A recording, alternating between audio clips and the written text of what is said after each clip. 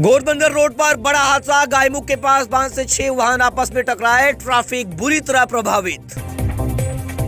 PMC चुनाव 2026, BJP ने बागी उम्मीदवारों पर कड़ी कार्रवाई की। 26 पदाधिकारियों को 6 साल के लिए सस्पेंड किया। वसई विरार महानगर पालिका चुनाव के मद्देनजर सीएम देवेंद्र फडणवीस का नालासोपारा में 4 बजे जनसभा को संबोधित करेंगे महाराष्ट्र के सीएम देवेंद्र फडणवीस। शिवसेना यूबीटी उम्मीदवार सना खान का चुनाव प्रचार वीडियो वायरल। जय श्री राम की धुन के कथित उपयोग पर मचा बवाल।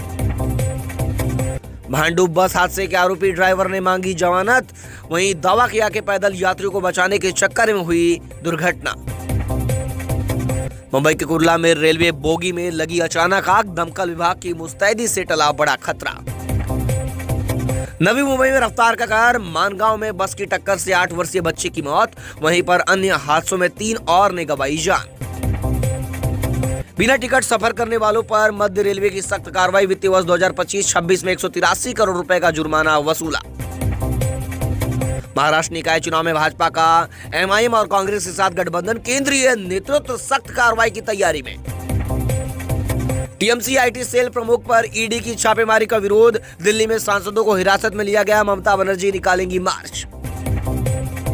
थाने में बॉम्बे ढाबा का बैनर हटाया गया। मुंबई की जगह बॉम्बे लिखने पर भड़के मनसे कार्यकर्ता। 15 जनवरी को मतदान के लिए सार्वजनिक छुट्टी। महानगर पालिका चुनाव के मद्देनजर 15 जनवरी को चुनाव क्षेत्रों में छुट्टी घोषित।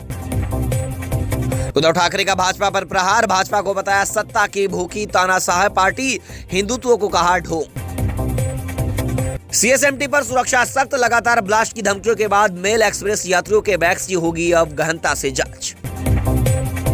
नीतीश राणे का विवादित बयान। कहा अगर उद्धव ठाकरे सत्ता में आए तो मुंबई को मोहम्मद लैंड बना देंगे। कुर्ला स्टेशन पर आगजनी। खाली बोगी में अचानक लगी भीषण आग से लोकल सेवाएं कुछ देर के लिए ठप हो गई। अचानक धू-धू कर जलने लगी लोकल की बोगी।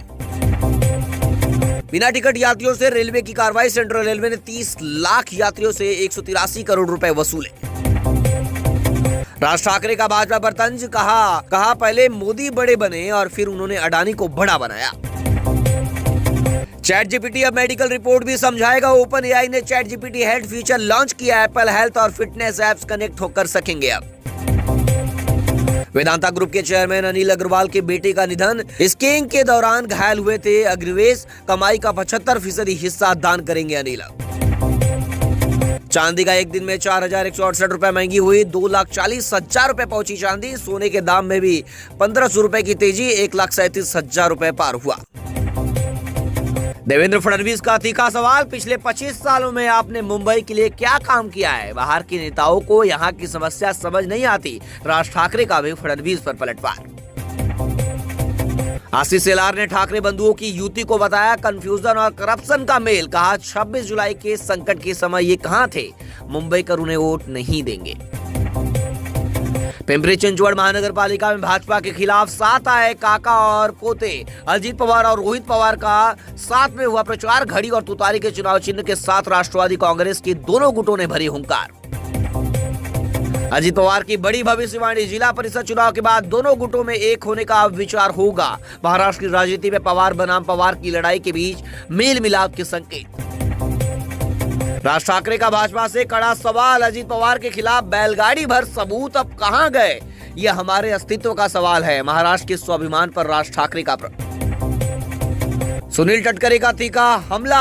हताशा और विफलता के कारण अब 7 आए हैं ठाकरे बंधु। कहा अब देखना यह है कि राज ठाकरे अपने कितने नगर सेवक चुनकर ला पाते हैं।